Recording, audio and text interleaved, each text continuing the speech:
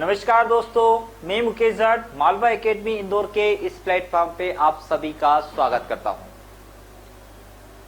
मेरे प्रिय मित्र, साथी, मेरे स्टूडेंट, मेरे प्रिय स्टूडेंट, मैं आज एरीगेशन की क्लास को लेकर आया हूं। आज हम एरीगेशन के बारे में पढ़ेंगे। एरीगेशन के बारे में सारी डिटेल चर्चा करेंगे। जो क्वेश्चन एग्जाम में उठकर आते हैं, कहां से वो पूछता है, उसके अकॉर्डिंग ही मैं आपको डिजाइन करके इसे लेके आया हूं। ठीक, अब हम स्टार्ट करते हैं एरीगेशन, जो एग्रीकल्चर के पर्पज से एक महत्वपूर्ण यूनिट मानी गई है, क्योंकि सिंचाई के बिना तो क्या पौधे का जीवन अधूरा ही रहता है। तो हम करते हैं एरीगेशन स्टार्ट। एरीगेशन में सबसे पहले मैं बात करूंगा कि जल वर्ष कब माना गया है, यही से मैं स्टार्ट करूंगा, फिर सिंचाई पे आऊंगा। मैं बात करता हूं जल वर्ष की। किसकी मैं बात करता हूं? जल वर्ष जो है वो कब माना गया है, देखेंगे। एक सेकंड,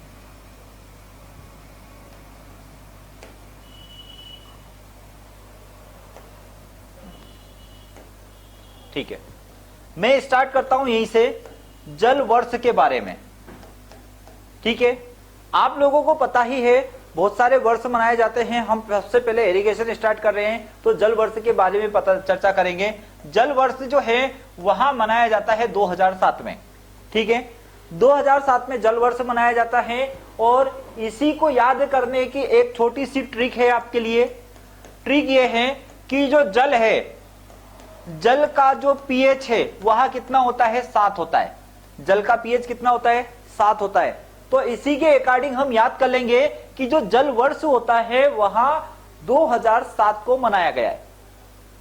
ठीक, एरीगेशन में अब हम आते आते हैं सिंचाई के बारे में। सिंचाई किसान के लिए बहुत इंपॉर्टेंट फैक्ट माना गया है, क्योंकि सिंचाई में जो जल यूज किया जाता है उसकी अलग अलग विधि यूज की जाती है। अलग अलग विधियों से सिंचाई दी जाती है। किसी के पास पानी ज्यादा होता है, किसी के पास पानी कम होता है। जल की मात्रा के अकॉर्डिंग दिया जाता है और जल का नुकसान भी होता है। कहीं जल का हम बचत करते हैं और कहीं जल का हम नुकसान करते हैं। उन सारी चीजों पे हम चर्चा करेंगे। ठीक है, पहला है सिंचाई। पहले हम सिंचाई के बारे में चर्चा करते हैं। फसल के उत्पादन हेतु कृत्रिम रूप से जल को देना सिंचाई कहलाता है। यहां आपने 12th क्लास में भी पढ़ा होगा। 11th 12th में एरीगेशन का चैप्टर जो आता है उसमें भी आपने पढ़ा होगा कि कृत्रिम रूप से जो जल फसल को दिया जाता है या भूमि में फील्ड पे दिया जाता है उसे सिंचाई कहते हैं। लेकिन वैज्ञानिक तरीके से अगर मैं बात करूं, किससे बात करूं? वैज्ञानिक तरीके से यदि अगर मैं चर्चा करूं तो जल की डेफिनेशन जो है वो अलग ही प्रकार की जाएगी। कैसी जाएगी? अलग प्रकार से हम उसको डिफाइन करेंगे। कैसे? हमारे जो मिट्टी होती है उस मिट्टी की कंडीशन में बता रहा हूं कि जो मिट्टी होती है इस मिट्टी के अंदर 3 कंडीशन होती है। एक कंडीशन मानी गई है फील्ड कैपेसिटी, जिसको आपने सुना ही होगा। मैं उसको लिख रहा हूं फील्ड कैपेसिटी। ठीक है, पहला क्या कंडीशन है? Field capacity. इसके ऊपर अगर मैं जाऊंगा तो मैक्सिमम फील्ड कैपेसिटी। इसके नीचे आऊंगा तो यहां पर आएगा विल्टिंग पॉइंट। क्या आएगा? विल्टिंग पॉइंट आएगा। वैज्ञानिक भाषा या वैज्ञानिक तरीके से बोलूंगा तो विल्टिंग पॉइंट से फील्ड कैपेसिटी तक लाना सिंचाई कहलाता है। अगर मिट्टी की कंडीशन या पौधे के अंदर पौधा विल्टिंग पॉइंट है तो विल्टिंग पॉइंट से फील्ड कैपेसिटी तक लाना सिंचाई कहलाता है। एक मैं वैज्ञानिक भाषा में बात कर रहा हूं। अब कैसे? मतलब कहने का मेरा मतलब यह है कि यदि पौधा सूख रहा है, विल्टिंग स्टेज में है, और यदि हमने उसको जल दे दिया तो पौधा क्या हो जाएगा? फील्ड कैपेसिटी की कंडीशन में आ जाएगा। पौधे के अंदर वहां पानी चला जाएगा। अब पानी जो चला जाएगा उसमें भी आपको ध्यान रखना है, फील्ड कैपेसिटी में 2 तरह के जो मतलब मिट्टी के अंदर 2 तरह के रंध्र होते हैं। मैं सॉइल साइंस में उसकी चर्चा कर चुका हूं और करूंगा और आगे भी बात करूंगा। 2 प्रकार के रंध्र होते हैं, एक होते हैं माइक्रो और एक होते हैं मैक्रो। कैसे होते हैं? एक होते हैं माइक्रो और एक होते हैं मैक्रो। माइक्रो यानी कि छोटे रंध्र होते हैं, मैक्रो यानी कि बड़े रंध्र होते हैं। जो मिट्टी होती है इस मिट्टी के अंदर 2 प्रकार के जो है रंध्र पाए जाते हैं। एक पाए जाते हैं माइक्रो और एक पाए जाते हैं मैक्रो। ठीक है, क्या पाए जाते हैं, एक माइक्रो, एक पाए जाते हैं मैक्रो। आपने सोइल साइंस में पढ़ा होगा, ये वाली कंडीशन आपने देखी होगी कि 25% जल चाहिए और 25% क्या चाहिए, वायु चाहिए। 25% जल चाहिए पौधे को, 25% वायु चाहिए। अब हमारा जो पौधा है वो किस कंडीशन में है, विल्टिंग पॉइंट वाली स्थिति में है। विल्टिंग पॉइंट वाली स्थिति में क्या होता है, जमीन के अंदर जो माइक्रो और मैक्रो होते हैं, ये माइक्रो और ये मैक्रो है, इन दोनों के अंदर क्या भरी होती है, वायु भरी होती है, मतलब जल नहीं होता। अब हमने किसान गया, किसान ने उस पर सिंचाई की, पानी दिया, जिस भी विधि से उसने पानी दिया तो उस कंडीशन में क्या होता है कि जो जल होता है वो माइक्रो में चला जाता है, मतलब ये माइक्रो जो रंध्र है, माइक्रो में जल चला जाता है और मैक्रो में क्या रहती है, वायु रहती है। उस कंडीशन को हम बोलते हैं, क्या बोलते हैं, फील्ड कैपेसिटी। यानी कि यहां पे दो चीज होगी, एक तो होगा माइक्रो, एक होगा मैक्रो। माइक्रो के अंदर क्या आ जाएगा, वाटर आ जाएगा, मैक्रो के अंदर क्या आ जाएगी, एयर आ जाएगी, हवा आ जाएगी। उस कंडीशन में उसको बोलते हैं फील्ड कैपेसिटी बोलते हैं। अब यदि ऐसी कंडीशन हो गई कि माइक्रो और मैक्रो दोनों के अंदर यदि जल चला जाता है, दोनों के अंदर क्या हो गया, जल चला गया, तो उस कंडीशन को हम बोलेंगे मैक्सिमम फील्ड कैपेसिटी। मतलब ऐसी कंडीशन कि जिसके माइक्रो और मैक्रो दोनों के अंदर जल जब चला जाता है तो उसे बोलते हैं मैक्सिमम फील्ड कैपेसिटी। अब वहां हमको क्या जरूरत होती है, वहां जरूरत यह होती है कि मैक्सिमम फील्ड कैपेसिटी से हमको फील्ड कैपेसिटी तक लाना, मतलब ड्रेनेज कहलाता है या जल निकास सिंचाई कहलाता है। आप यदि मैक्सिमम फील्ड कैपेसिटी से अगर कहां आ रहे हो, फील्ड कैपेसिटी तक, तो उसको ड्रेनेज कहते हैं। खेत का अतिरिक्त जल जो होता है उसे हमको क्या करना पड़ता है, बाहर करना पड़ता है। तो ये साइंटिफिक भाषा में आपका हो गया। सिंचाई मृदा को कृत्रिम रूप से पानी देकर उसमें उपलब्ध जल की मात्रा में वृद्धि करने की क्रिया को क्या कहा है, सिंचाई कहा है। लेकिन मैंने साइंटिफिक भाषा में आपको बता दिया है। आपको ये विशेष रूप से याद रखना है कि दो तरह के रंध्र, दो तरह के पोर होते हैं। एक पोर होता है क्या, माइक्रो, एक पोर होता है मैक्रो। माइक्रो पोर जो होता है उसके अंदर पानी रहता है, मैक्रो पोर जो होता है उसके अंदर एयर भरी होती है। अगर उस खेत के अंदर, अगर यहां पे मैं बात करूं, उस खेत में अगर मैं क्या बात करूं, अगर ये कंडीशन है तो यहां पर माइक्रो और मैक्रो की कंडीशन आपको समझना है। माइक्रो यदि कंडीशन है तो इसके अंदर क्या भरा हुआ है, वाटर। मैक्रो यदि है तो इसके अंदर क्या भरा हुआ है, एयर भरा हुआ है। यहां पे ये कंडीशन आपको समझनी पड़ेगी। अगर वो विल्टिंग पॉइंट अगर आ गया तो माइक्रो और मैक्रो दोनों में क्या आ जाएगा, वायु आ जाएगी। यदि वो मैक्सिमम फील्ड कैपेसिटी पे चला गया तो माइक्रो और मैक्रो में क्या चला जाएगा, वाटर चला जाएगा। यदि तीन कंडीशन हमारे पास है, एक तो है वाटर और एयर, एक कंडीशन क्या आ जाएगी उसके अंदर, एक कंडीशन है वाटर है और दूसरा क्या है, वाटर है, तो यहां मैक्सिमम फील्ड कैपेसिटी। यदि ऐसी कंडीशन है, एयर है और एयर भरी हुई है दोनों रंध्रों में, तो वह विल्टिंग पॉइंट कहलाएगा। ये सीधा सा आपको ध्यान रखना है। ठीक है, आगे मैं बढ़ता हूं सिंचाई के अगले क्रम में। हम बढ़ के अब देखेंगे, आमतौर पर इसका प्रयोग फसल उगाने के तौर पर शुष्क क्षेत्रों में पर्याप्त वर्षा न होने के कारण, होने की स्थिति में पौधे को जो जल की आवश्यकताओं की पूर्ति कराने के लिए कहते हैं, उसको क्या कहते हैं, हम सिंचाई कहते हैं। नीचे मैंने लिखा है micro and macro pore. Micro pore का आपको ध्यान रखना है कि माइक्रो पोर में अभी मैंने बताया था वहां पर क्या होता है, वाटर होता है। मैक्रो पोर जो होते हैं, मैक्रो पोर में एयर होती है। ये आपको ध्यान रखना है। कंडीशन क्या है कि जब हम सोइल साइंस पढ़ते हैं, सारे सब्जेक्ट एक दूसरे से कनेक्टेड है, ये आप ध्यान रखना।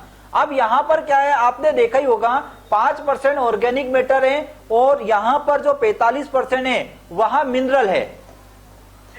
मिनरल है। मिनरल के बाद यदि मैं बात करूं तो 25% क्या आ जाएगा, वाटर आ जाएगा और 25% क्या आ जाएगा, यहां पर एयर आ जाएगी। ये कंडीशन होती। इस कंडीशन में यदि एयर का कुछ भाग अगर मैं बता दूं, अगर पानी से फिलअप कर दिया तो श्वसन की क्रिया बाधित होगी। ये जैसे आप देख रहे हो तो यह सिंचाई की एक पद्धति है जिसमें हम ओपन पानी दे रहे हैं, गेहूं के अंदर ओपन पानी देके पानी निकाल रहे हैं। यहां हमारी सिंचाई की एक विधि कहलाती है। आगे अब हम बढ़ेंगे कि पानी की वह आवश्यक मात्रा जो वर्षा के अतिरिक्त मनुष्य द्वारा कृत्रिम रूप से प्रदान की जाती, वर्षा नहीं हो रही है, हमने पौधे को वर्षा के अलावा जो जल देते हैं उसे हम क्या कहते हैं, यहां पर सिंचाई कहते हैं। आगे बढ़ें, ये सिंचाई में आप देख सकते हैं आसानी से इस तरह से जो फील्ड होता है उसको बराबर बनाया जाता है, पानी छोड़ा जाता है, यानी कि धान के खेत में पानी को भरा जाता है ताकि वो पानी को आसानी से अब्जॉर्व कर सके। इसके इंपॉर्टेंट फैक्टर हैं, मिट्टी को सूखकर कठोर बनने से रोकने के लिए सिंचाई की जाती है। मिट्टी इतनी कठोर ना हो जाए कि उसमें एयर एयर ही हो जाए, यानी मैक्रो और माइक्रोपोर जो है उसके अंदर एयर एयर हो जाए। अगर एयर एयर हो जाएगी तो वो विल्टिंग कंडीशन में चल जाएगा, तो उसे कठोर होने से बचाए। फसल को पाले से बचाने के लिए भी सिंचाई की आवश्यकता होती है। किसान करते हैं, जब ज्यादा ठंड गिरती है तो वो क्या करते हैं कि खेत में पानी निकाल देते हैं, जिससे क्या होता है, जल का की एक क्वालिटी होती है, जल्दी से वह गर्म होता है, जल्दी से वह ठंडा होता है, मतलब एक कैपेसिटी कहलाती है। तो वहां पर क्या है, जब पानी दे दिया जाता है तो वो गर्म रहता है रात में, तो वहां उसको बर्फ नहीं जमने देता और प्लांट बच जाता है। पौधे के द्वारा सभी पोषक तत्व घोल के रूप में ही लिए जाते हैं, जिसके द्वारा भूमि में पर्याप्त नमी और जल का होना आवश्यक है। यदि जल अगर नहीं हुआ तो जो पोषक तत्व है वह प्लांट तक कैसे पहुंचेगा, प्लांट तक वह पहुंच ही नहीं पाएगा। प्लांट तक अगर उसकी सेल तक नहीं पहुंच पाया तो प्रकाश संश्लेषण की क्रिया कैसे करेगा, श्वसन की क्रिया कैसे करेगा, मतलब इन सारी क्रियाओं में प्लांट के अंदर भी पानी का होना बहुत ज्यादा जरूरी है। पौधे में उपस्थित लगभग सभी कोशिकाओं में 80% किसकी बनी होती है, जल की ही या वाटर की ही बनी होती है। वाटर की बनी होती है। जल और सिंचाई पौधों के तापक्रम को इंपॉर्टेंट फैक्टर है। इसके क्या है, टेम्परेचर को नियंत्रित करता है। जल जो होता है यहां इसके टेम्परेचर को नियंत्रित करता है, किसके, प्लांट के टेम्परेचर को नियंत्रित करता है। आपको यदि पता हो तो कर्टिक्स ने बोला था प्लांट फिजियोलॉजी में, कर्टिक्स ने बोला था कि वाष्पोत्सर्जन प्लांट की एक बुराई है। मतलब यदि पौधा किसी जमीन से, यदि पौधा कोई प्लांट है, वह प्लांट कितना जल निकाल यहां से खींच रहा है, 100 लीटर अगर जल को खींच रहा है तो वह 99 लीटर जल जो है वह बाहर फेंक देगा और 1 लीटर जल अपने काम में लेगा, अपनी क्रिया करने के लिए, अपने सीड को बनाने के लिए, उसके लिए वो 1% रखेगा। तो हमें यहां ध्यान रखना है कि इसमें कोशिकाओं में 80% जल होता है। यदि कोशिकाओं में जल की मात्रा कम हुई तो कोशिकाएं संकुचित होगी, संकुचित होने पर पौधा विल्टिंग पॉइंट की ओर चला जाएगा। देखिए, पौधों को लगभग 80 से 90% भाग किससे बना होता है, किसका, पौधे का 80 से 90% भाग। और पौधे के अंदर की कोशिका जो है, कोशिका में 80% जल होता है, ये डिफरेंट है। यहां पर 80 से 90% किसमें, पौधे में लगभग पानी पाया जाता है, लेकिन पौधे के अंदर की जो कोशिका होती है उस कोशिका में 80% जल होना चाहिए या जल होता है। 1 किलोग्राम दाना या भूसा या शुष्क पदार्थ बनाने के लिए 400 से 500 लीटर पानी की जरूरत होती है। सल्फ जिसको बोलते हैं, भूसा बनाने के लिए इतनी पानी की जरूरत होती है। सर्वाधिक पानी की मात्रा धान में, आपसे यही क्वेश्चन पूछेगा, सर्वाधिक पानी की मात्रा, सर्वाधिक मात्रा में धान को जल की आवश्यकता होती है, क्योंकि 1 किलो चावल बनाने के लिए वो 5000 लीटर पानी की आवश्यकता लगती है। 1 किलो चावल, चावल का मतलब समझ जाना, कहने का मतलब उसे में भूसा उपस्थित नहीं है, चावल हमने अलग निकाल लिया है भूसे से, तो उसकी मैं बात करूंगा तो 5000 लीटर लगेगा। लेकिन अगर उसमें दाना है और दाने के साथ में भूसा है तो वहां कम लगेगा। क्यों लगेगा कम, 3000 लीटर लगेगा, क्योंकि दाने से भूसा अगर निकालेंगे तो कहने का मतलब 1 किलो यदि हम धान लेंगे और उससे हमने भूसा अलग कर दिया और उसके साथ में दाना अलग कर दिया, दाने की मात्रा कम हो जाएगी, तो उस कंडीशन में इसको क्या है, कम लगेगा। लेकिन जैसे ही अगर हम शुद्ध, अगर बीज शुद्ध अगर जो चावल है उसको यदि हम लेते हैं तो 5000 लीटर की जल की आवश्यकता होती है। धान की सिंचाई क्षमता सबसे कम, अब बात क्या रही है, धान की सिंचाई क्षमता यानी उसकी कैपेसिटी सबसे कम होती है पानी को ऑब्जर्व करने के लिए। लगता जरूर है उसको इतना पानी, मतलब उस खेत में पानी बहुत रहता है, लेकिन प्लांट उसको खींचने में सक्षम कम होता है। जो धान का पौधा होता है, इस धान के पौधे में क्या होता है पानी से जब हम भर देते हैं, जल से ये भरा हुआ है तो मैक्सिमम पानी लग रहा है, लग के सर है मैक्सिमम पानी, पानी की मात्रा ज्यादा लगेगी, लेकिन जो पानी यहां पर, जल जो यहां पर है H2O, उसको खींचने की कैपेसिटी जो इसकी है वह कम है, इसकी दक्षता कैपेसिटी इसकी कम है पानी खींचने की। इसकी जड़ों में भी क्या पाया जाता है, एरेनकाइमा, इसकी जड़ों में एरेनकाइमा पाया जाता है। तो एरेनकाइमा जो है वहां यहां से श्वसन की क्रिया करता है, तब जल से क्या ऑक्सीजन लेता है, ये ध्यान रखना। ऑक्सीजन पौधा, ये तो पानी में डूबा है ना, या तो पानी रहेगा या हवा रहेगी उस जगह, तो अब यहाँ तो पानी भरा है तो पौधा ऑक्सीजन कहां से लेगा, तो इसकी जड़ में एरेनकाइमा प्रकार की सेल पाई जाती है, तो वह क्या करता है, पानी से ही ऑक्सीजन को ले लेता है। क्या किससे लेता है, पानी से ही ऑक्सीजन को लेता है। अब देखो, सिंचाई जल की सर्वाधिक हानि किसमें होती है, बाढ़ विधि में होती है। मतलब हमने पानी खुला छोड़ दिया, कुछ पानी नीचे चला गया जमीन में, परकोलेशन उसका हो गया, ये समझ लो, अंतः इन्फ्लिटेशन हो गया, अंतः स्पंदन हो गया, कुछ जल बह के रन ऑफ हो गया, रन ऑफ होके वो बाहर चला गया। तो सर्वाधिक हानि जो होती है, क्या होती है, सर्वाधिक जो हानि होती है वह किसमें होती है, बाढ़ विधि में होती है, फ्लोटिंग मेथड में होती है। अब ये कुछ इंपॉर्टेंट फैक्ट हैं, इसको ध्यान रखना एग्जाम के पर्पज से, यह जरूरी है। विश्व में औसत वर्षा की बात करें तो 100 सेंटीमीटर, लेकिन भारत में औसत वर्षा की बात करें तो 119 सेंटीमीटर है। 119 सेंटीमीटर औसत वर्षा के हमारे यहां होती है, लेकिन मध्य प्रदेश की औसत वर्षा अगर बात करूं तो कितनी है, 112। कितनी है, 112 सेंटीमीटर औसत वर्षा के अंतर्गत ये आता है।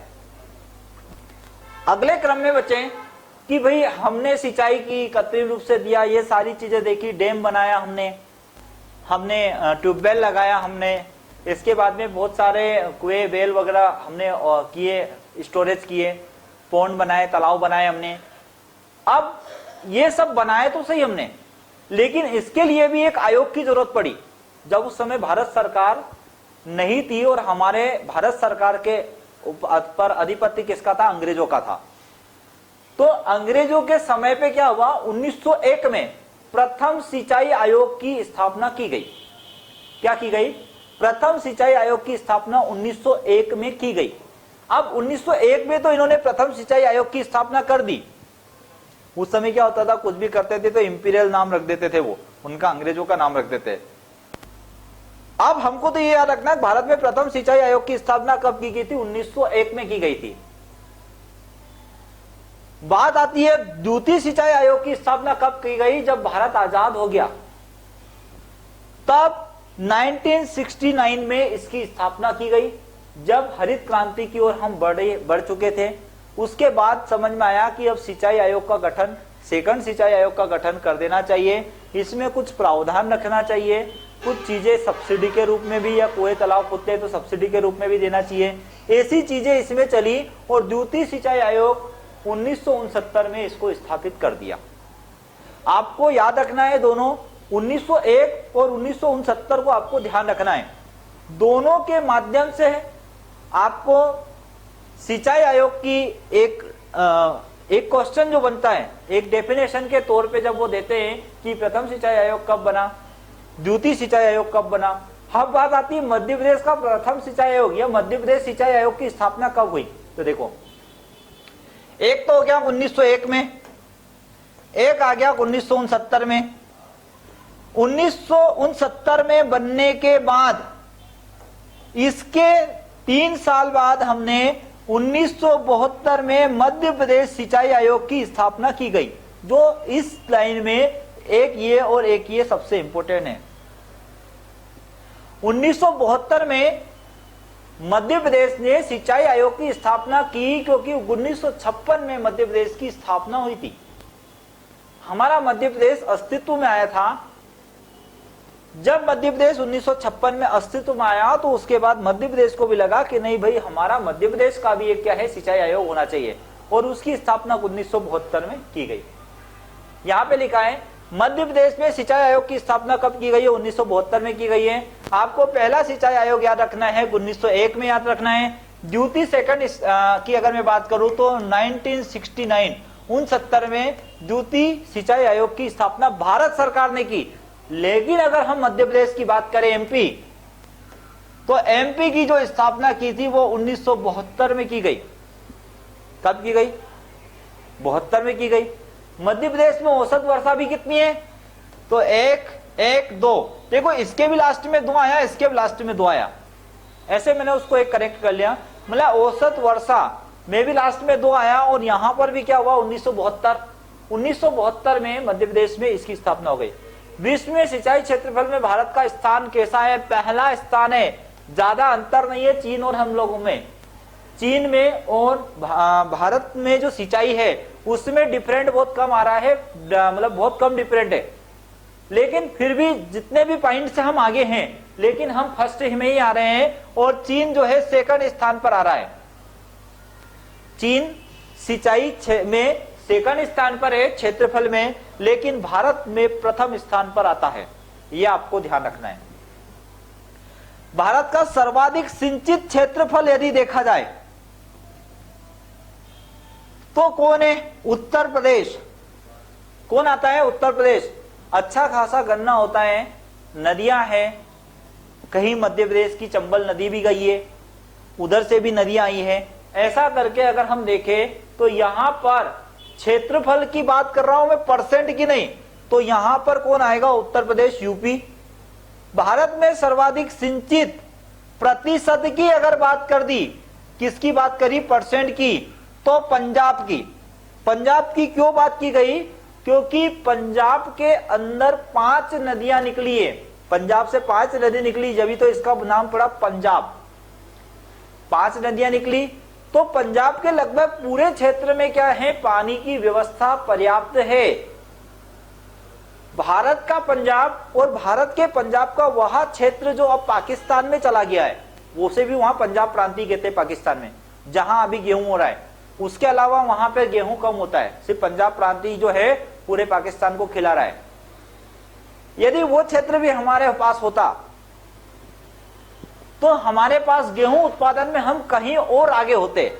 गेहूं उत्पादन में हम कहीं और आगे होते, लेकिन कोई बात नहीं। पंजाब क्षेत्र का बहुत बड़ा रोल है हरित क्रांति में भी। पंतनगर से स्टार्ट हुआ, पंजाब में जाके क्यों उसको अस्तित्व में आया? छोटा राज्य था, 5 नदियां थी, नदियों के बाद में यहां पे पानी की सुविधा अच्छी थी। तो इन चीजों को लेकर जब जो स्टार्ट किया गया हरित क्रांति, इसलिए परसेंटेज में अगर बात करो प्रतिशत में, तो पंजाब का नाम आएगा, इतना ध्यान रख लेना। सर्वाधिक असिंचित क्या है? मिजोरम। क्या है? मिजोरम। एक ही शब्द लिखूंगा मैं, रम। आजकल लोग रम पीते हैं, लेकिन उसमें पानी आने भी नहीं डालते, पानी कम है। चीनी कम नहीं है, पानी कम है। रम में क्या है? पानी कम है, याद रखना ट्रिक से। मिजोरम, मिजोरम का मतलब यह है, यहां पे आया है शब्द रम, लेकिन हम ये याद रखेंगे कि सर्वाधिक असिंचित वाला राज्य की श्रेणी में जो आता है वो मिजोरम आता है। लेकिन सर्वाधिक क्षेत्रफल वाला राज्य पूछे तो यूपी, और सर्वाधिक प्रतिशत वाला राज्य पूछे तो पंजाब, और सर्वाधिक कम क्षेत्र का पूछे तो हमको मिजोरम में ही बताना है। ठीक है, आगे बढ़े। 2007 को जल वर्ष मनाया जाता है, ये मैंने पहले ही स्टार्ट किया था। 2007 को जल वर्ष मनाया जाता है तथा जल का पीएच जो है वो भी 7 है। मैंने दोनों को इसलिए एक साथ लिखा क्योंकि आपको याद हो जाए, ट्रिक से कनेक्टिविटी आपकी बढ़ जाए, इसलिए इसका पीएच कितना होता है? जल का 7 होता है। तो हमने जैसा जोड़ लिया कि भाई 2007 में जल वर्ष को मनाया गया। 2013 को राष्ट्रीय जल संरक्षण के रूप में, इंपॉर्टेंट है याद रखना, 2013 को राष्ट्रीय जल संरक्षण क्या बनाया गया? राष्ट्रीय जल संरक्षण।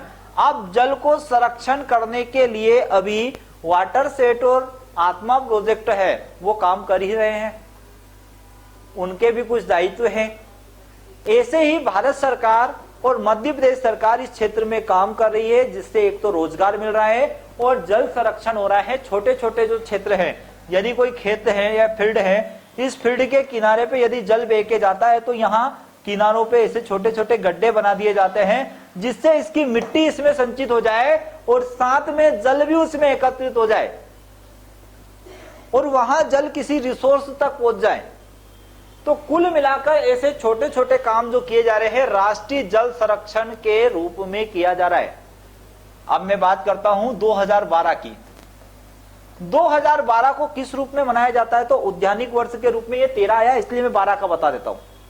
अगर 2013 को जल संरक्षण के रूप में मनाया जाता है तो 2012 को उद्यानिक वर्ष के रूप में मनाया जाता है। याद कैसे करेंगे?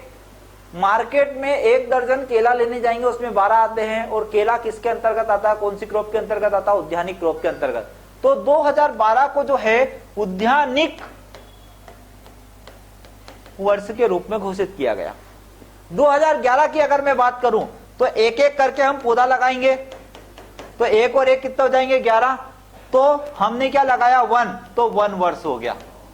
2010 जैव विविधता वर्ष हो गया। 2000 अगर मैं 9 की बात करूं तो रेशो वर्ष हो गया। 2008 की बात अगर मैं करूं तो आलू वर्ष है। 2007 की बात अगर मैं करूं तो जल वर्ष है। ठीक है, अब देखें वहां कृषि जो सिंचाई करके की जाती है। अब ऐसी खेती भाई, एक तो बारानी खेती होती है, वर्षा के ऊपर ही डिपेंड रहते हैं, लेकिन उस खेती को क्या कहते हैं कि सिंचाई के बिना काम ही नहीं चलता है, तो उसे इरिकल्चर कहते हैं। क्या कहते हैं? इरिकल्चर के नाम से उस खेती को बोला गया है। राष्ट्रीय जल नीति एक क्या बनाई? आयोग अलग है। राष्ट्रीय मतलब जल आयोग की स्थापना 1909 में की है, दूसरा की है 1969 में, और मध्य प्रदेश में की है 1972 में। लेकिन यहां राष्ट्रीय जल नीति जो याद रखना है इसको, 1989 1987 में इसकी स्थापना की गई। ये एक जल नीति स्थापना नहीं की गई, मतलब जल नीति लेके आए। तो यहां पर 1987 को हमें याद रखना है। इसमें क्या आया? जल नीति। 2007 क्या था? जल वर्ष था। तो यहां 7 है और यहां 7 है, थोड़ा सा ध्यान रख लेना, आपको ऑटोमेटिकली वो याद हो जाएगा। जल का घनत्व 4 डिग्री सेंटीग्रेड पर अधिकतम होता है। जो जल होता है उसका घनत्व 4 डिग्री सेंटीग्रेड पर अधिकतम होता है। यह क्वेश्चन साइंस से रिलेटेड है, लेकिन हमारा एग्रीकल्चर भी एक क्या है? साइंस है, इसलिए साइंस के क्वेश्चन मैं इसमें लेके आया हूं। National scheme on micro irrigation क्या दिया? National scheme on micro irrigation जनवरी 2006 में स्थापित किया गया। नेशनल मिशन, अब ये ध्यान रखना, ये सेम है और मिशन है, तो मिशन की बात करूंगा तो 2010 में आ जाऊंगा। मिशन की बात की तो 2010 में आ जाऊं। 2010 को जैव विविधता वर्ष बोला है, तो यहां पर जून 2010 को इसकी स्थापना की गई। लेकिन अब ध्यान रखना, national scheme on micro irrigation की स्थापना 2006 में क्यों की गई? क्योंकि 2006 को सूखा वर्ष भी तो बताया है। 2006 को सूखा वर्ष घोषित किया गया। उनने बोला कि भाई सूखा पड़ गया है, पानी की कमी है, तो उन्होंने क्या किया? National scheme on micro irrigation जनवरी 2006 में स्थापित किया गया। 1 साल के बाद में जब हमने इसमें फायदा पाया या इसमें हमने प्रगति की, उन्नति की, बढ़ोतरी हुई, तो उसी के 1 साल बाद 2007 में जल वर्ष मना लिया। भाई जल वर्ष मनाया क्यों? क्योंकि जब सूखा पड़ा था तो उसमें हमने जो बढ़ोतरी की, इसलिए उसके प्रोग्रेस को लेके 2007 में जल वर्ष हमने मनाया, और 2006 में क्या? सूखा वर्ष हमने उसको मनाया था। सिंचाई के लिए उपयुक्त समय का निर्धारण, determination of suitable time for irrigation. पौधों की उचित वृद्धि और विकास के लिए सिंचाई सही समय पर करना, उसके निर्धारण की 2 विधियां हैं। प्लांट को पानी देना अलग विषय है, प्लांट में पानी की कमी है अलग विषय है। व्यवहारिक विधि, बिहेवियर मेथड जिसको कहते हैं, हम खेत में देख के बता देते हैं हाँ भाई इसको पानी की, इस प्लांट को पानी की जरूरत है। अगर पानी की कमी होती है तो प्लांट की कोशिका में जो 80% जल है वहां कमी हो जाती है और प्लांट अपनी सारी फिजियोलॉजिकल जो प्रोसेस होती है उसे रोक देता है, प्लांट की ग्रोथ रुक जाती है, प्लांट का प्रोडक्शन रुक जाता है। ग्रोथ प्रोडक्शन रुकने पर इकोनॉमिक रूप से हमको क्या होती है, हानि होती है। तो पहली तो क्या हो गई व्यवहारिक विधि, दूसरी है वैज्ञानिक साइंटिफिक मेथड के नाम से जाना जाता है।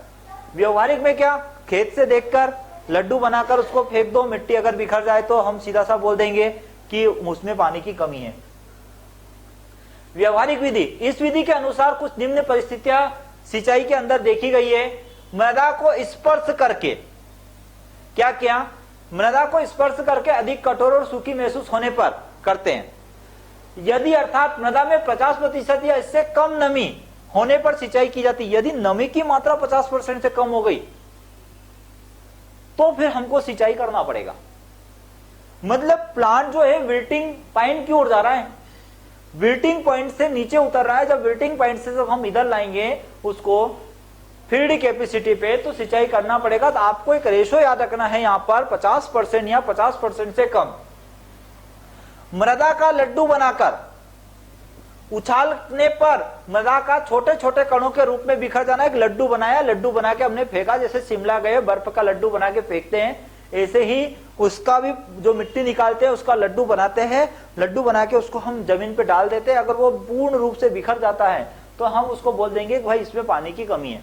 और अगर लड्डू बनाया और उसको हमने फेंका और अगर वो एक दो टुकड़ों में टूटा और गट्ठे में टूटा, गिरा, वो बिखरा नहीं हो, तो इसका मतलब पानी पर्याप्त है, फील्ड कैपेसिटी पे हमारा प्लांट है। और यदि बिखर जाता है तो इसका मतलब है कि यदि और हमने थोड़े दिन पानी नहीं दिया तो वो विल्टिंग कैपेसिटी के अंतर्गत चला जाएगा।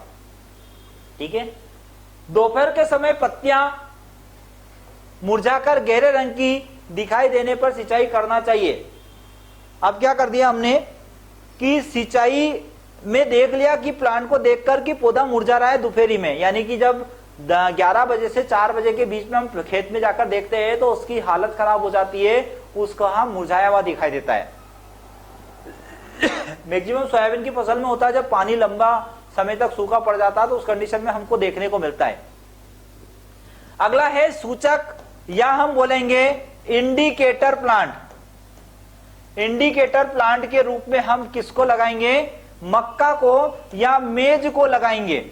किसको लगाएंगे, मक्का या मेज को जब इंडिकेटर प्लांट के रूप में हम लगाते हैं तो मक्का स्वयं बता देती है या मेज स्वयं बता देती है कि इस खेत में पानी की कमी है। जैसे हमने कोई प्लाट लिया है, उसमें हमारी फसल है, उस फसल में जगह जगह हम 2-4 पौधे, 8-4 पौधे एक फील्ड के हिसाब से हम मक्का डाल देते हैं, कोई सी भी फसल हो। मैक्सिमम किसान गेहूं में करते हैं, गेहूं के खेत में मक्का के दाने डाल देते हैं। अब गेहूं जब बड़ा हो रहा है तो समझ में नहीं आता है कि भाई खेत में अंदर जाने के समझ में नहीं आता, पूरे फील्ड में घूमना पड़ता है पानी की कमी है कि नहीं है। तो उस खेत में जब मक्का उगा दी जाती है तो मक्का का जो पौधा होता है वहां अपनी पत्तियों को क्या कर देता है, झुका देता है नीचे की ओर, और उसका मुरझान जो है वो बहुत जल्दी आ जाता है गेहूं और अन्य फसल की तुलना में। क्योंकि गेहूं जो मक्का है ना तो ज्यादा पानी सहन कर पाता है, मतलब मैक्सिमम वाटर होता तो भी प्रॉब्लम है, अगर मिनिमम वाटर है तो भी प्रॉब्लम है। मक्का जो है वहां या मेज जो है यहां इंडिकेटर के रूप में दिखा देती है कि भाई इस खेत में पानी की कमी है। तो यहां भी एक किसानों को एक तरीका होता है, या हम कई अधिकारी बन के जाते हैं, ग्रामीण विस्तार अधिकारी, एसडीओ आरईओ कई बताते हैं, हम किसानों को नॉर्मल सलाह देते हैं कि भाई आप तो एक काम करो, 4-5 मक्का या कुछ मक्का के दाने उसमें डाल दो, आपको पूरे खेत में घूमने की जरूरत नहीं। और यही सलाह तो देना है, यही तो हमको किसानों को जागरूक करना है और किसानों को बताना। किसानों को बहुत प्रैक्टिकल है, लेकिन कुछ किसान जो नए हैं, कुछ किसान ऐसे हैं जो उस फील्ड से नहीं होते या उनको कोई इतना ज्यादा जानकारी नहीं होती, तो फिर उन्हें हमको ये चीजें देनी पड़ती है। ठीक है। वैज्ञानिक विधि को देखेंगे, मृदा पृष्ठ तनाव मापी विधि यानी टेंसियोमीटर। पूछता है टेंसियोमीटर का क्या काम है, तो मृदा के पृष्ठ तनाव को कितना टेंशन, कितना तनाव मिट्टी के अंदर आ रहा है प्लांट के लिए, न्यूटन मीटर विधि। दूसरा क्या है, न्यूटन मीटर विधि। मृदा में उपलब्ध नमी की प्रतिशत मात्रा ज्ञात करके विद्युत अवरोधक विधि। इलेक्ट्रिसिटी जो होती है पानी के अंदर तेज चलती है, जहां जमीन सूखी होती है वहां इलेक्ट्रिसिटी नहीं चलती, ये हम जानते हैं। कई हमने केस देखे, किसान मतलब देखे तो कुछ गलत भी कहीं कहीं जगह कर लेता है। रात को पानी फेरता है तो लाइट भी लगा के वो साथ साथ चलता रहता है, कहीं डायरेक्ट तार ले आते हैं कहीं से और करंट लग जाता है और उसमें एक बहुत बड़ा खतरा होता है। ऐसा नहीं करना चाहिए। अब वो होता क्यों, वही कारण है कि भाई करंट अगर पानी के संपर्क में आया, गीली मिट्टी के संपर्क में, तो करंट जल्दी फैलता है। तो यहाँ जो विद्युत अवरोधक विधि है ये उसके बेस पे दी जाती है, सोइल इलेक्ट्रिक रेसिस्टेंट मेथड के नाम से। अगला है रासायनिक विधि, या उसको हम बोलेंगे जिप्सम ब्लॉक। क्या बोला? रासायनिक विधि या जिप्सम ब्लॉक विधि के नाम से इसको हम जाना जाता है, हम इसको बोलते हैं। पहले देखेंगे मृदा नमी प्रतिशत की सीधे गणना करना, direct determination of the soil of the soil moisture. मतलब हमने किसकी बात करी यहां पर? नमी की। और यहां हम सीधा सा देखेंगे मॉइस्चर के बारे में, मतलब उसमें मॉइस्चर कितनी है उसकी गणना करेंगे। खेत में मृदा नमूना लेकर, खेत से हमने मृदा नमूना लिया और 105 डिग्री सेंटीग्रेड ताप पर हॉट एयर ओवन, जो बाटी सेकते हैं ना, इस बाटी सेकने का एक ओवन आता है, ऐसा एक ओवन इसके लिए भी आता है। मिट्टी को उस पे क्या करते हैं, मिट्टी को उसमें 40 मिनट से लेकर 1 घंटे तक सुखाने के पश्चात पुनः उसका द्रव्यमान या वजन ज्ञात कर लेते हैं। मिट्टी को लिया, उसका कोई वजन होगा, हॉट एयर ओवन पे 105 डिग्री सेंटीग्रेड पे रखा 40 मिनट से 1 घंटे के लिए, तो उसकी जो वाष्प पानी जो है वो निकल जाएगा। फिर मिट्टी को वापस हम तोलेंगे, नापेंगे उस मिट्टी को, तो उसमें मृदा नमी जो है वहां 50% से कम अगर होती है तो सिंचाई की सलाह दी जाती है। इस मेथड का उपयोग किया जाता है। 50% से कम है तो सलाह दे देंगे कि भाई इसमें पानी जल्दी निकालो। निम्न सूत्र से नमी प्रतिशत ज्ञात करते हैं। मृदा नमी प्रतिशत यानी कि सोइल मॉइस्चर परसेंटेज जो है, वेट ऑफ मॉइस्चर यानी कि WM से इसको दर्शाया गया है। वेट ऑफ ड्राई सोइल मतलब ऐसी मिट्टी जिसमें पानी था उसको लिया और उस मिट्टी को सुखाने के बाद वहां उसका वजन कितना हुआ, यानी ड्राई सोइल जो है उसका वजन कितना, उसको बोला है WD। इसके बाद में WD यानी सूखी हुई मृदा को हम नीचे रख देते हैं, यानी हम इसको याद रखेंगे WM माइनस WD बटे WD गुणित 100। ये सूत्र से हम ज्ञात कर लेंगे। WM गीली मिट्टी खेत की, WD सूखी मृदा ओवन में सूखने के बाद। आपको यहां से वो क्वेश्चन इतना ज्यादा नहीं उठाएगा, बस ध्यान रखना है कि मृदा नमी की सीधे गणना जब करते हैं तो 105 डिग्री सेंटीग्रेड ताप पर हॉट एयर ओवन पर उसको रखते हैं। फिर इंपॉर्टेंट है सूत्र हमारे लिए, बस इसके अलावा इसमें कोई खास नहीं है। मृदा पृष्ठ तनाव मापी यानी हम उसको क्या बोलते हैं, टेंसियोमीटर। ईरोमीटर के नाम से भी इसको जाना जाता है, जैसे आपको डायग्राम में दिख रहा है टेंसियोमीटर।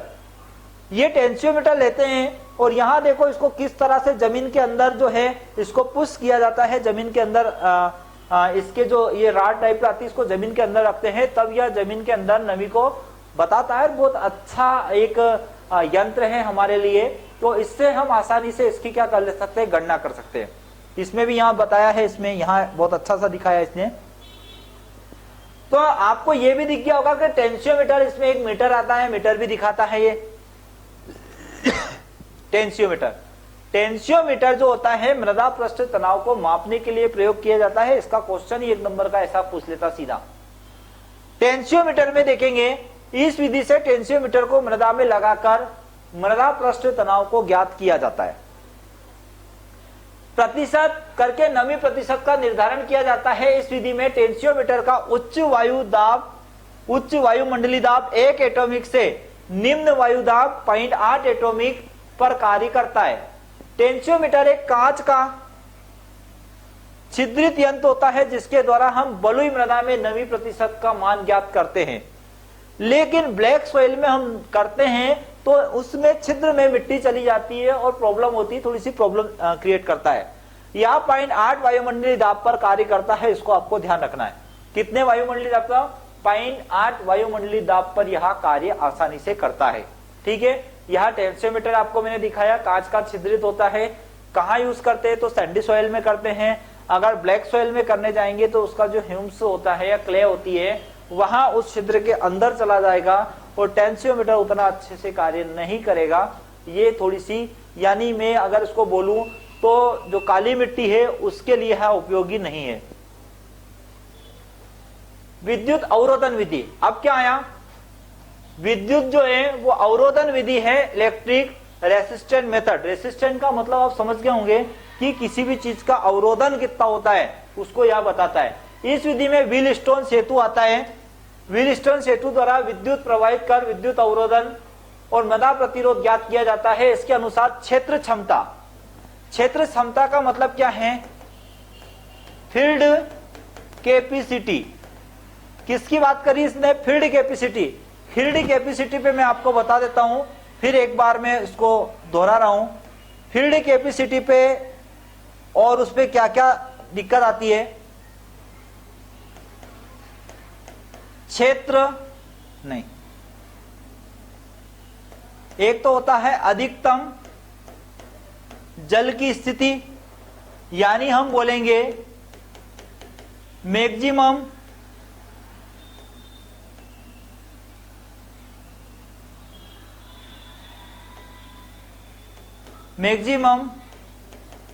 वाटर कैपेसिटी, ये हो गया मान लो। दूसरी कंडीशन क्या आ जाएगा, फील्ड कैपेसिटी। दूसरी कंडीशन क्या है, फील्ड कैपेसिटी। तीसरी कंडीशन क्या है, विल्टिंग पॉइंट। आप देखो तीन कंडीशन हमारे पास है, ध्यान रखना। इस तीन कंडीशन में यदि अगर मैं बात करूं तो यहां पर दो तरह के पोर होते हैं। क्या होते हैं, दो तरह के पोर होते हैं, माइक्रो और एक होता है मैक्रो। ऐसा बोला गया है कि मिट्टी के जो अंदर केसी और आकेसी रंध्रों का जो प्रतिशत होता है वो 1:1 होना चाहिए। आपने पढ़ा भी होगा कहीं, जो केसी और आकेसी यानी माइक्रो और मैक्रो। माइक्रो का मतलब होता है केसी रंध्रावकाश, मैक्रो का मतलब होता है आकेसी। क्या बोला, कैपिलर है नॉन कैपिलर, तो माइक्रो को बोलते हैं कैपिलर और मैक्रो को बोलते हैं नॉन कैपिलर। आपको यह भी ध्यान रखना है, कैपिलर और नॉन कैपिलर। अब पोर दो प्रकार के होते हैं, एक तो माइक्रो होता है, एक मैक्रो होता है। माइक्रो का मतलब होता है छोटा और मैक्रो का मतलब क्या होता है, बड़ा। अब ध्यान रखना, यहां पर अगर क्या कंडीशन है, अधिकतम जल की या मैक्सिमम वाटर कैपेसिटी अगर है, मैक्सिमम फील्ड कैपेसिटी, सॉरी क्षमा चाहता हूं आप लोगों से, मैक्सिमम यहां पे क्या आएगा, field capacity. Maximum field capacity जब यहां पर होती है तो माइक्रो और मैक्रो दोनों में क्या आ जाता है, वाटर आ जाता है, दोनों में जल भरा जाता है। तो पौधा श्वसन की क्रिया रोक लेता है, पौधे की फिजियोलॉजिकल जो प्रोसेस होती है वो बाधित हो जाती है। हमारा खेत क्या हो जाता है, वहां ज्यादा जल से भरा जाता है, हमको जल निकास करवाना पड़ता है। अब जल निकास जैसे ही हम करवाएंगे तो हम किस कंडीशन में पहुंचे जाएंगे, फील्ड कैपेसिटी में चले जाएंगे। फील्ड कैपेसिटी में जैसे ही जाए तो जो माइक्रो होते हैं, जो माइक्रो यानी माइक्रो को बोलेंगे केसी, हिंदी में अगर आप पढ़ोगे तो केसी, या इंग्लिश में पढ़ोगे तो कैपिलरी। क्या है, कैपिलरी जो पोर होते हैं उसके अंदर यहां पर क्या भरा जाएगा, जल या वाटर। और माइक्रो जो होते हैं, बड़े बड़े जो रंध्र होते हैं, इसमें आ जाती है वायु। तो आपका इसका और इसका रेशो क्या आएगा, 1:1। यानी कि यहां पर फील्ड कैपेसिटी, ये क्वेश्चन पूछता है, पीएचडी लेवल तक यहां क्वेश्चन पूछा जाता है कि माइक्रो और मैक्रो जो रंध्र होते हैं उनका अनुपात क्या होना चाहिए, तो वो होना चाहिए 1:1। इसका अगर और आप यहां देखेंगे तो आपको समझ में आएगा, हमने पहले ही देख चुके, कहां से कहां कनेक्ट करते हैं। सोइल साइंस में हमने देखा है,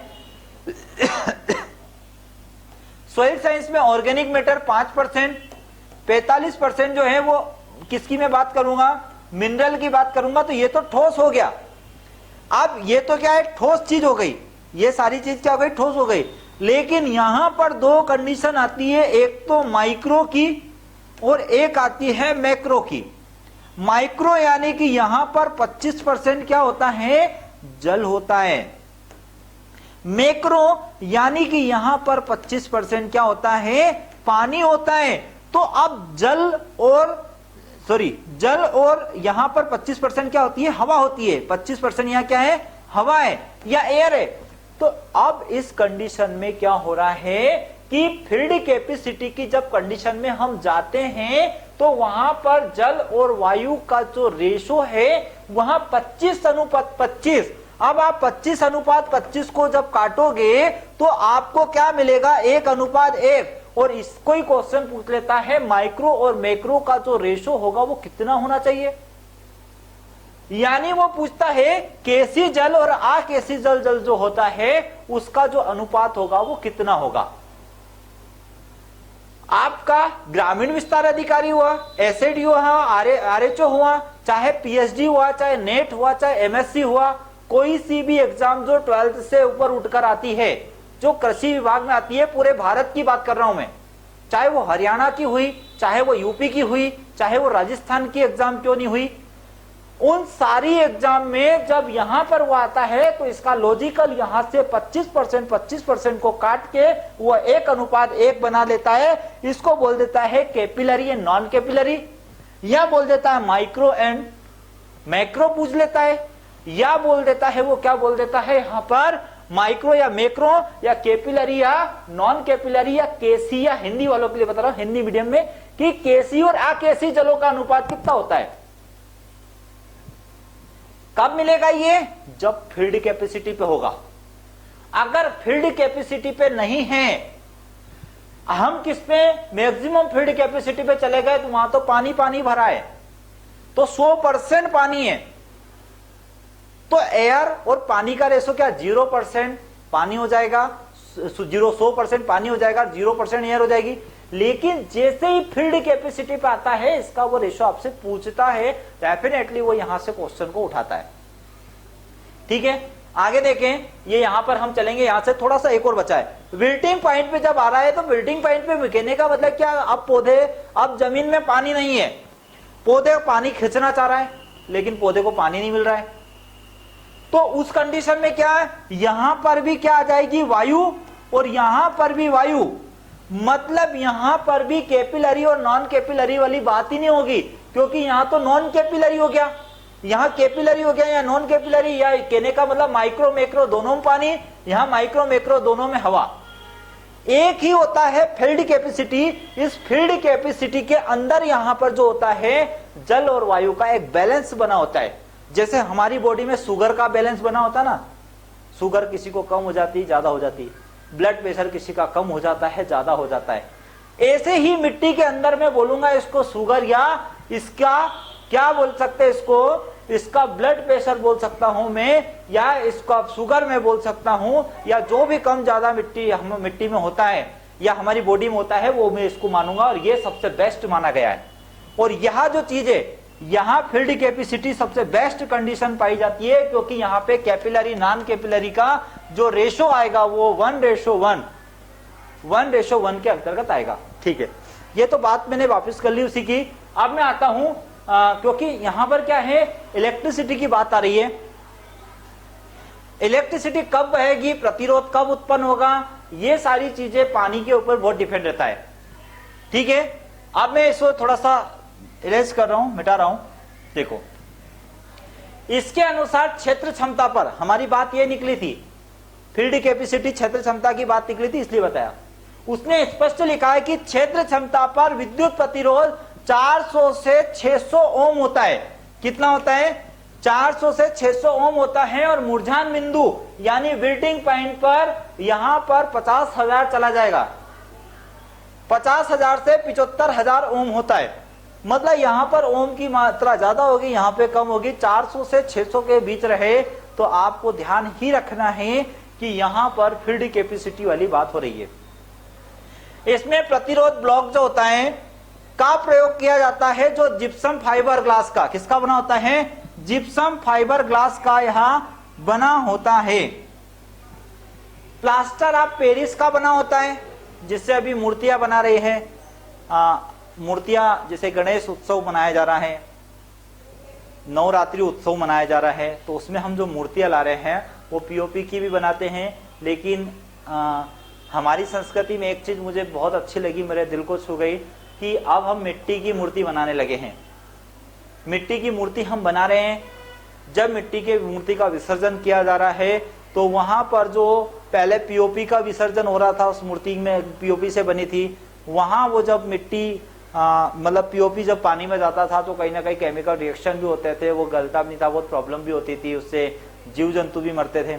लेकिन अब जो एक बहुत अच्छा विकल्प लेकर आए हैं, जैसे भारत में खेती में जैविक खेती को लेके आए हैं, ऐसे ही इन स्थापना में जो पानी की, अगर मैं किसकी बात करूं कि अगर मूर्ति विसर्जन की बात करें तो अब मिट्टी की बहुत प्यारी प्यारी जो मूर्तियां बनाई जा रही है। जब उस मूर्ति को जब हमारा विसर्जन होने लगेगा, विसर्जन करने जाएंगे हम उस मूर्ति का, तो वहां पानी में गल जाएगी, मिट्टी बन जाएगी। यह मुझे सबसे अच्छा लगा, सबसे बेस्ट विकल्प लगा। तो हमें ये याद रखना है कि पीओपी की मूर्ति ना यूज करें। ऐसे ही इसमें जिप्सम ब्लॉक होता है, इसका प्रयोग 1 एटीएम से कहां तक करते हैं, 15 एटीएम तक अच्छा रहता है। आपको मैं बता दूं, 1 से लेके जो 30 एटीएम जो है, यहां तक की कंडीशन में पानी होता है। लेकिन क्या होता है, 1 से लेके 15 जो है, 1 से लेके 1/15, सॉरी 1 से लेके 15, हाँ, इसके बीच की जो कंडीशन होती है, 1/3 से जो 15 के बीच की जो कंडीशन होती है, वहां कंडीशन में पानी जो होता है वो मैक्सिमम होता है। 15 के बाद में थोड़ा सा उसकी कंडीशन पानी खींचने की अलग हो जाती है। ठीक है, ये हो गया जिप्सम ब्लॉक, आपको मैंने इसको समझा दिया है। आप देखते हैं आगे न्यूटन मीटर विधि। ये आपका न्यूटन मीटर विधि है, इसमें इतना नहीं पूछता इसको। न्यूटन मीटर विधि को देख लेते क्या है।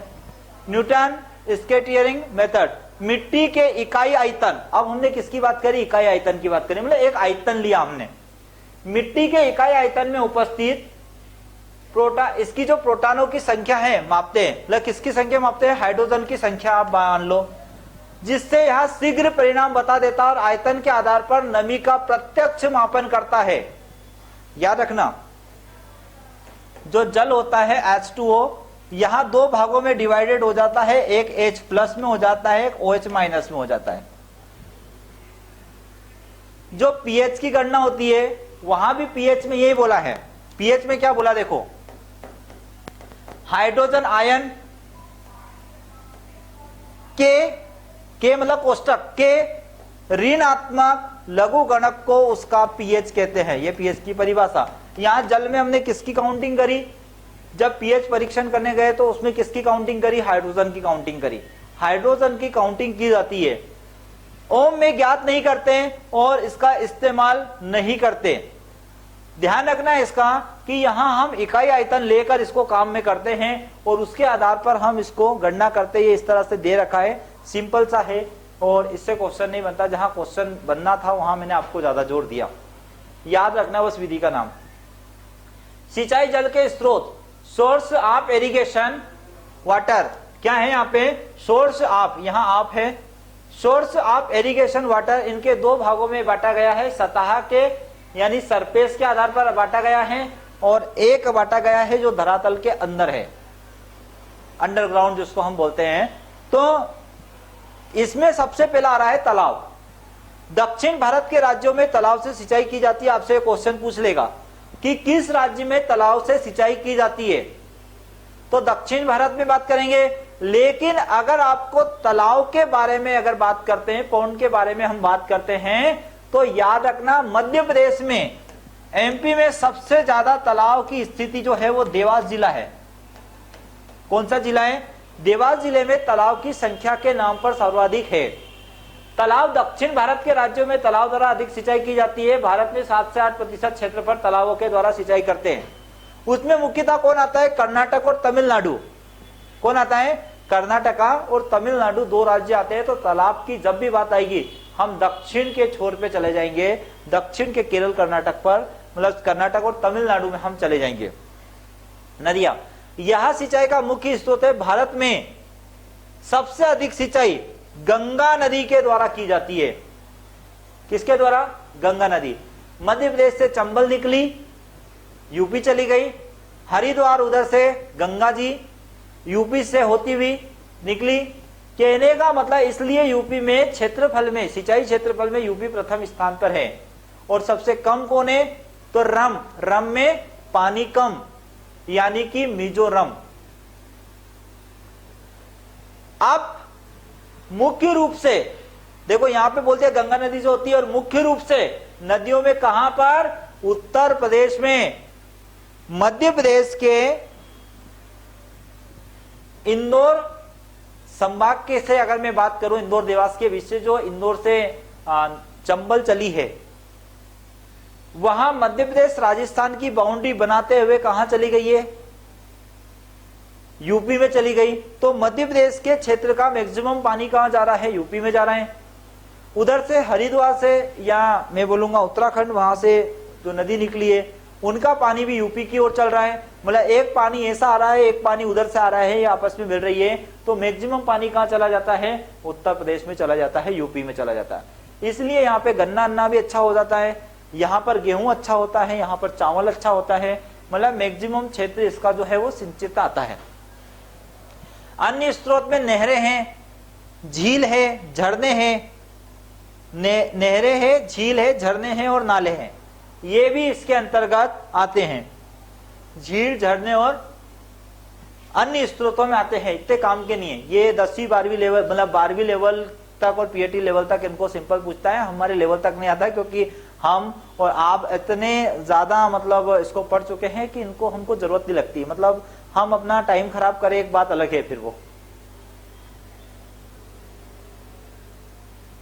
अब देखेंगे भारत में नहरों द्वारा जो हमारे लिए इंपोर्टेंट है, 38 से 40% सिंचाई की जाती है। किसके द्वारा? नहरों के द्वारा 38 से 40% सिंचाई की जाती है। नहरों द्वारा सर्वाधिक सिंचाई कहां की जाती है? तो पंजाब में। कहां की जाती है? पंजाब में। और पंजाब से ही हरित क्रांति की शुरुआत हुई थी।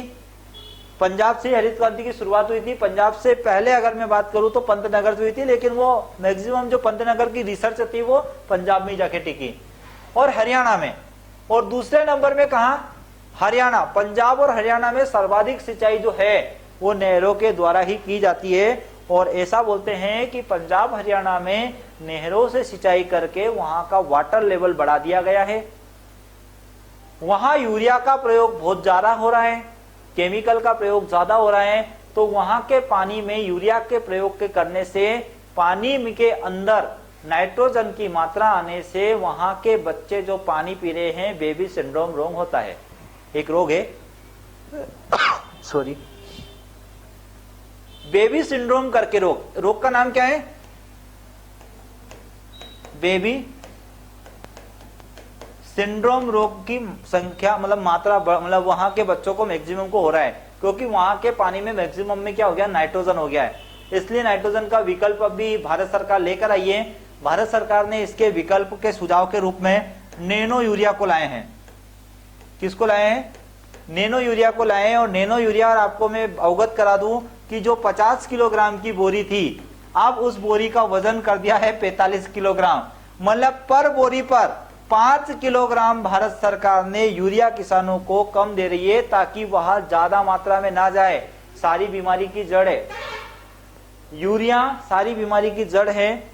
उत्पादन देती है, जरूरी भी है, लेकिन इसका प्रयोग किसान उत्पादन ज्यादा लेने के लिए, प्रोडक्शन ज्यादा लेने के लिए ज्यादा यूरिया का प्रयोग करने लगा। ज्यादा प्रयोग करने लगा तो भारत सरकार ने सोचा कि किसान भाई ऐसे तो कम करेगा नहीं।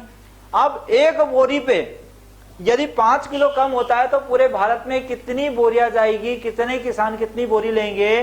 तो हर बोरी पे 5-5 किलो यदि कम होगा तो काफी जो है वहां यूरिया कम होगा। यूरिया उत्पादन में हम सक्षम हो गए। नैनो टेक्नोलॉजी से जो हमने नैनो टेक्नोलॉजी, एक टेक्नोलॉजी का यूज की, नैनो यूरिया बना दिया। उस यूरिया से अब हम क्या है? स्प्रे, पानी के स्प्रे जो है, जो स्प्रे पंप से देते हैं, उसमें अब उसके द्वारा हम दे रहे हैं पत्ती के ऊपर। और इसके प्लस माइनस चार्ज के कारण ये पत्तियों में आसानी से चला जाता है, प्लांट के अंदर चला जाता है और हमें कहीं ना कहीं फायदा होता है।